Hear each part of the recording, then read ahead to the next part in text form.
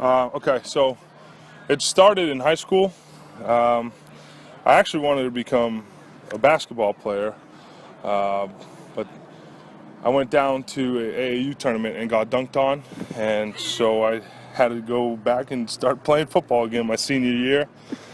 So that's where it started. You know, my defensive coordinator had a connection at University of Louisville with Bobby Petrino, and we just sent him a tape. And you know, they offered me a scholarship, so I was blessed for the opportunity. I just, you know, try to take advantage of it as much as I could.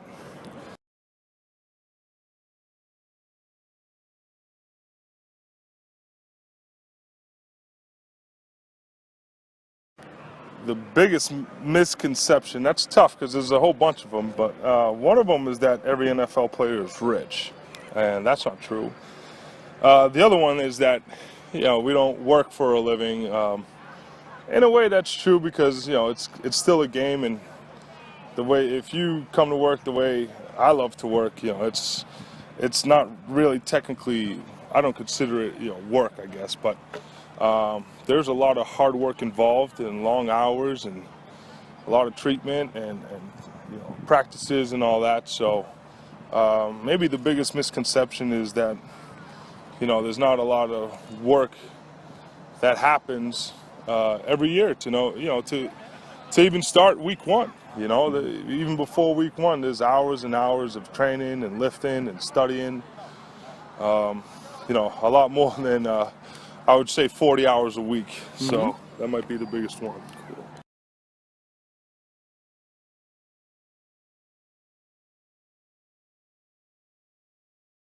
Okay, I'll just take you through a normal Wednesday work day for us during the season. So I wake up about 5:45, come in, lift at 6:30, and then I have a little bit of breakfast. After that, I have a little bit of treatment, and then we have team meeting at around 8 o'clock. After the team meeting, we stay in meetings for a couple hours, go over the practice day. After that, we will break for a walkthrough. About an hour walkthrough is kind of install what you take the classroom to the field. After that, we have lunch for about an hour, and then a 2-hour practice, 2.5-hour practice in pads. Go from there. After that, you come back, you shower, a little bit more treatment, and then some more meetings, and then a little bit more treatment.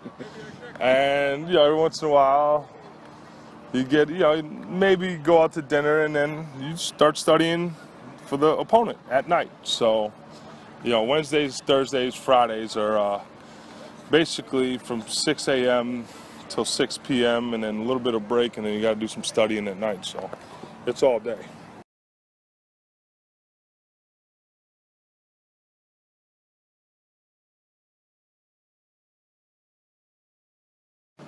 So yes, we have a really strict diet as far as being in the building, which we are most of the time. But and our kitchen staff is great. Nutritionist has been great, helping us out. You know, each individual. My cheat day would be Monday nights because we have Tuesday off. So Monday nights is when I get to go to a place called the Committed Pig in Morristown, which has the best burgers around. And I guess have a cheat day, but you know, any other day besides that during the season is a strict diet and a very healthy one at that.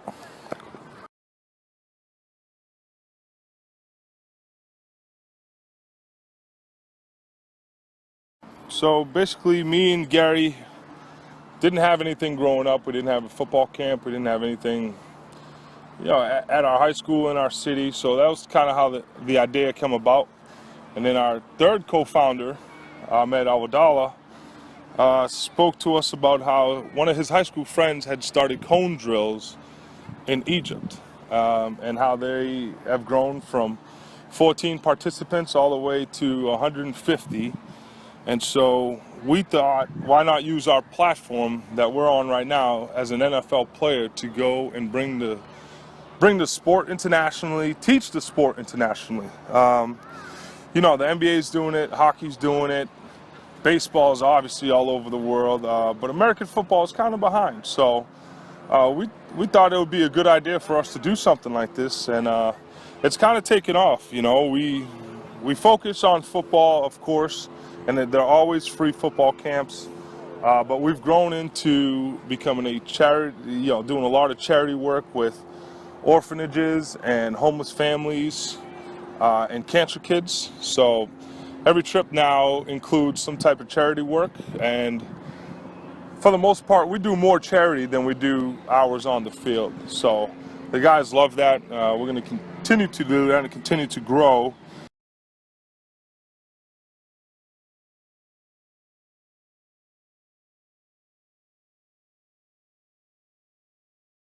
Okay, so when there is some downtime, mainly in the off season, some of my hobbies are fishing. I like to hunt. I like the outdoors. And the best hobby, I wouldn't call her a hobby, but my little girl is what keeps me busy. She's 7 years old, in the first grade, just now getting into sports. Loves to swim. So when I'm not at football or at one of these AFWB camps, I'm spending time with my little girl.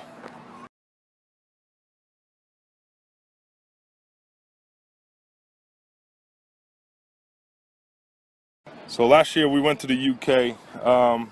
We didn't have much time due to traveling. We got there on Thursday, had a practice Friday. We didn't have much time to explore London, but we did go down to a local bar near the hotel and had a few beers, and I ordered the fish and chips. So I enjoy that. The people were great to us, man. The fans were unbelievable. So I didn't get out much over there. I wish I did, but just due to time and the business of while we were there, we didn't get to explore London as much as I would have liked to.